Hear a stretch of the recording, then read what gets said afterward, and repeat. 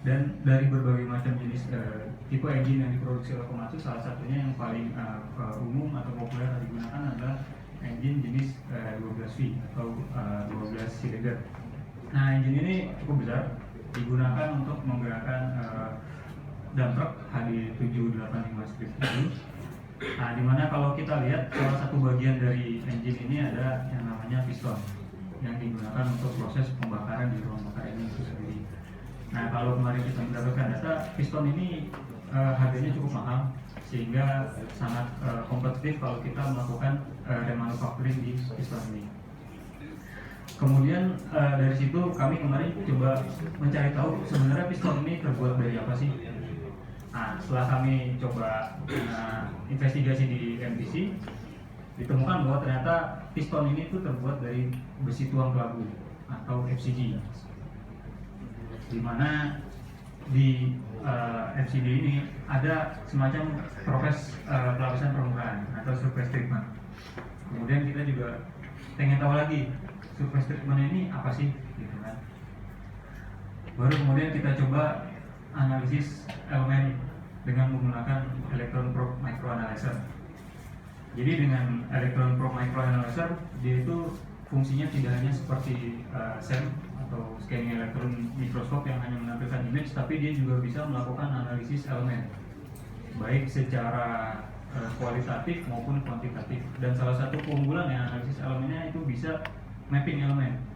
Jadi kita tidak hanya di satu titik, tapi seluasan area ini untuk kita lakukan mapping elemen. Dan ternyata setelah saya lakukan analisis mapping elemen, ditemukan bahwa surface treatmentnya berupa nitriding, karena dominan unsurnya adalah nitrogen di permukaan. Dan setelah kita amati, untuk kondisi baru itu ketebalannya sekitar 13-15 mikron. Kemudian apa yang terjadi ketika piston ini sudah digunakan? Nah, kita coba kemarin amati untuk sampel piston yang sudah digunakan dari engine yang akan direman atau dari core. Setelah kita belah penambang melintangnya, itu ditemukan bahwa masih terdapat lapisan nitrida, tapi terbentuk lapisan baru di permukaan di atas lapisan nitrida yang berwarna abu-abu atau kehitaman. Setelah kita investigasi lagi dengan PME, bahwa ternyata terdapat lapisan baru yang unsur dominan adalah oksigen. Sehingga kami diduga ini adalah berupa oksida dengan ketebalan yang cukup tebal, 22-50 mikron. Dan nitridanya sendiri masih ada, tapi jumlahnya sudah berkurang. Dari yang baru itu 13-15, kemudian menjadi 5-7. Nah, dari sini kemarin kami bertanya-tanya bagaimana mekanisme ini bisa terjadi. Terus kemudian tentu tadi kita membahas mengenai reman. Ketika kita mendapatkan seperti ini, bagaimana cara meremanufakturnya atau membuat piston ini seperti kondisi baru agar bisa digunakan kemudian. Nah, prosesnya seperti ini. Jadi kalau kita lihat proses remanufacturing untuk engine piston, itu dimulai dari disesi dari engine itu sendiri, kemudian kita ambil pistonnya, kemudian kita lakukan pencucian awal untuk menghilangkan oli atau bekas-bekas fuel, sisa-sisa pembakaran. Kemudian oleh teman-teman inspection itu dilakukan visual check secara visual dan juga histori dari piston tersebut. Untuk saat ini kriterianya adalah piston yang sudah digunakan di bawah 20.000 jam itu boleh di remanufacturing. Tapi kalau yang lebih dari 20.000 jam itu tidak boleh. Nah, ini juga suatu standar yang kami sendiri masih mempertanyakan kenapa seperti itu. Nanti kita pelajari lagi.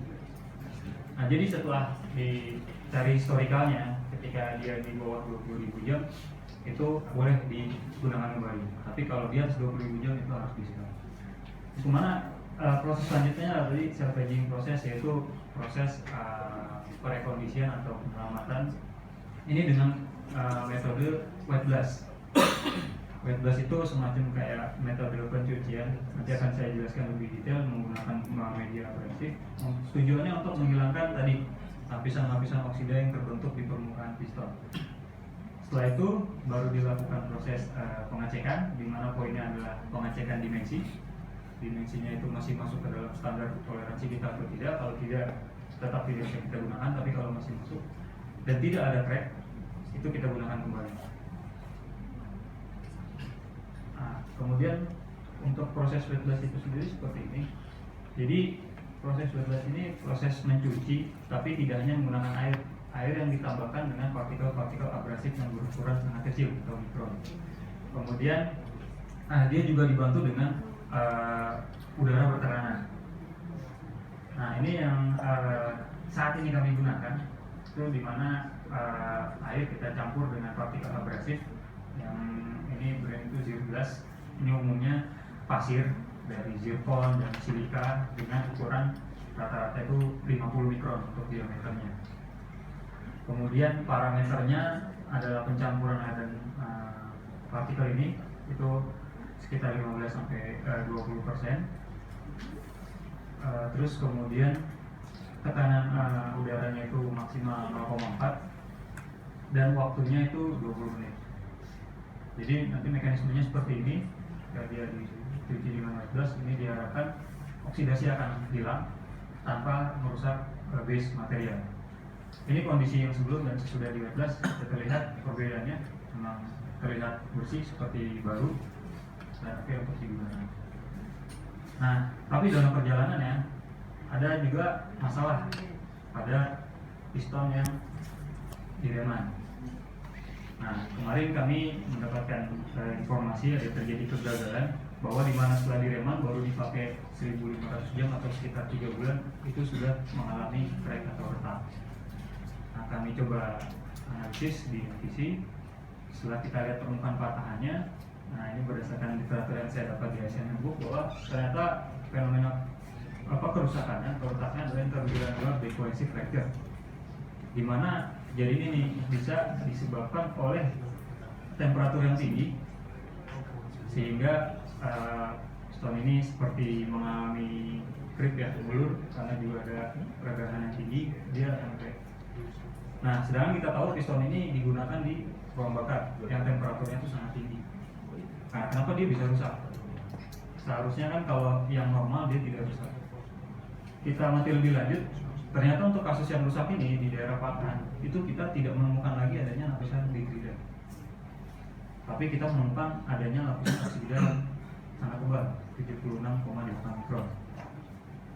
Nah, dari sini ini kemarin sampai kesimpulan bahwa untuk kasus yang reman ini terjadi, piston ini bisa terpapar panas tinggi karena memang sudah tidak adanya lagi lapisan nitrida, tidak ada pelindung di permukaan.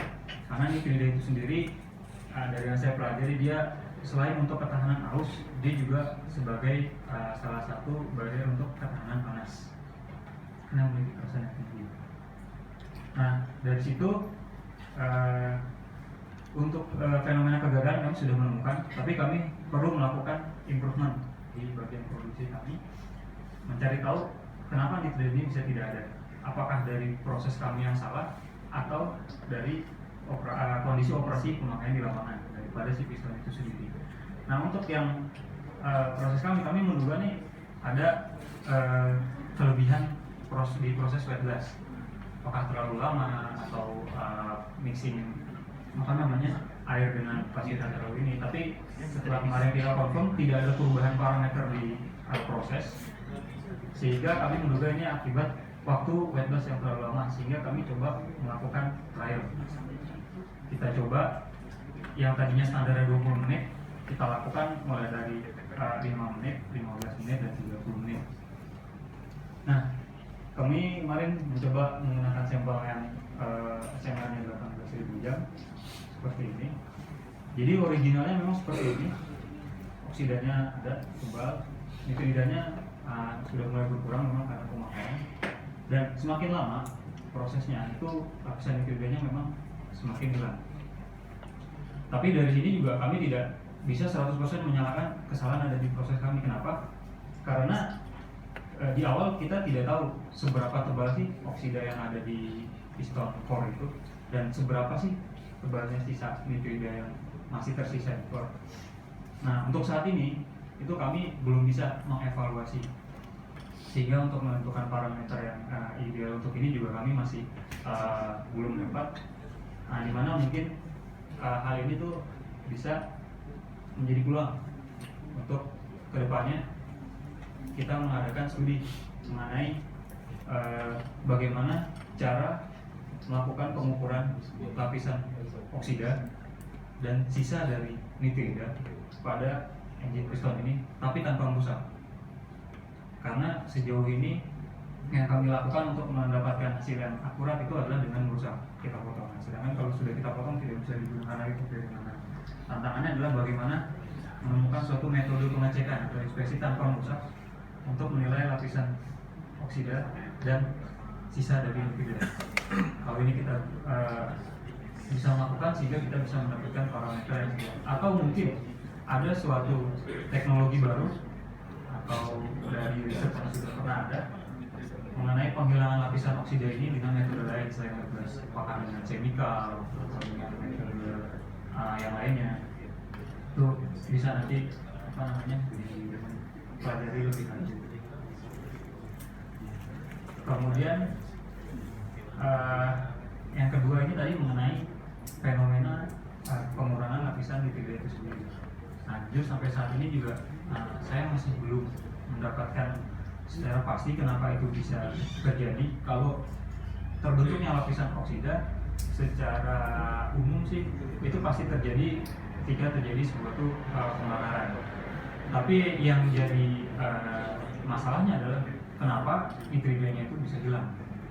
Karena yang saya saat ini masih pikirkan, kalaupun misalnya memang adanya lapisan oksida, harusnya dia memang terbentuk tapi tidak mengganggu lapisan nitrida yang ada. Nah, apakah memang terjadi perubahan dari nitrida tersebut ke oksida, atau memang nitrida tersebut terdegradasi akibat dari proses pembakaran? Nah, kalau kita lihat memang di sini trennya itu semakin lama digunakan semakin menurun. Tapi di sini dari data yang kami dapat di 30.000 jam itu masih terdapat lapisan nitrida sebesar 5-7 mikron. Tapi oksida memang kenaikannya itu signifikan. Nah, kenapa kita perlu mempelajari ini? Jadi kondisi saat ini itu adalah kita mendapatkan kriteria untuk piston yang boleh direman itu yang pemakaian sebelumnya 20.000 jam. Lebih dari itu kita akan buang. Tapi trennya di beberapa customer saat ini mereka sudah menggunakan mesin tersebut lebih dari 20.000 jam, 25.000, 30.000, bahkan ada yang sampai 40.000. Nah, pertanyaannya, apakah ketika kita mendapatkan engine tersebut untuk direman kita tidak boleh lagi menggunakan pistonnya? Sedangkan dari data yang kami dapatkan ini pistonnya ini tuh masih memiliki lapisan nitrida. Nah, kalau kita bisa mengungkap fenomena itu, harapannya kita bisa memprediksi dari laju pengurangan lapisan nitrida tersebut sebenarnya umur pakai piston ini berapa sih? Kalau katakan misalnya umur piston itu bisa sampai 50.000 jam, artinya dari yang tadi sudah digunakan lebih dari 20.000 jam atau 25.000 jam itu bisa kita pakai kembali satu kali lagi, sehingga kita bisa memperpanjang umur piston. Nah, ini harapannya yang bisa dipelajari bersama antara Komatsu dengan University untuk membahas fenomena mengenai lapisan nitrida ini.